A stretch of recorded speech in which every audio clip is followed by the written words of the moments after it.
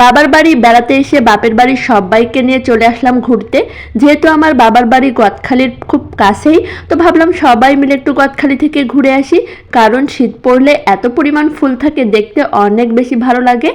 যদিও প্রায় প্রতি বছরই আমার যাওয়া হয়, কিন্তু এই লাস্ট 2 বছর যাওয়া হয়নি। তো এখন অনেক বেশি পরিবর্তন হয়ে গেছে, তো ভাবলাম একটু ঘুরে আসি। তো মায়েদের আর ঘোড়া দেখেন, পুস্কুদের নিয়ে আমাদের অবস্থা একদম কাহিল। এদিকে আমরা একটা ইজি বাইক রিজার্ভ করে সবাই মিলে যাচ্ছি।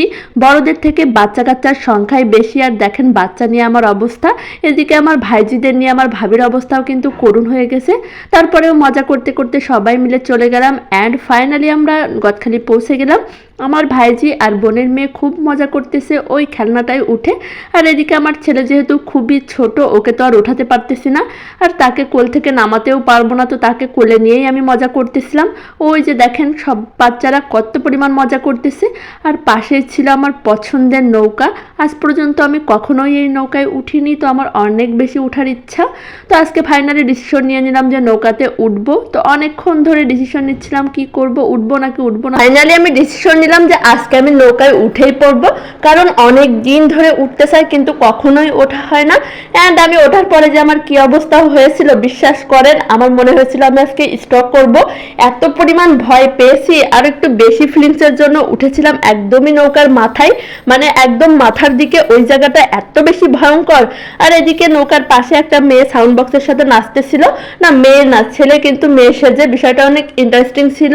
মাঝে মাঝে ঘুরতে আসা ছেলেরাও তার সাথে নাচতেছিল। আর এদিকে নৌকায় ওঠার পরে দেখেন আমরা কত খুশি ছিলাম, সেলফি তুলতেছিলাম আর অনেক আনন্দ করতেছিলাম, কিন্তু বুঝতেই পারতেছিলাম না একটু পরে আমাদের কি অবস্থা হবে। সব থেকে আমার বড় ভুল ছিল ফোন নেওয়া। সাথে তো ফোন নিয়েছি, আবার আর এক হাতে নিয়েছিলাম ছেলেকে।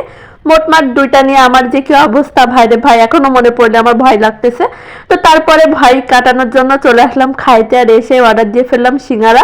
দেখো আমাদের 1 প্লেট সিঙ্গারা চলে এসেছে। এইদিকে আমরা 2 প্লেট ফুচকাও অর্ডার দিয়েছিলাম। প্রতিবার আমি ঘুরতে যেয়ে খাওয়া দাওয়া করি আর ভাবি আর কখনো বাইরে এসে অন্তত ফুচকা, চটপটি আর বিরিয়ানি খাবো না, কারণ অপরিচিত জায়গায় এগুলো খেলে একেবারেই ভালো হয় না, মানে বেশিরভাগই ভালো হয় না আর কি।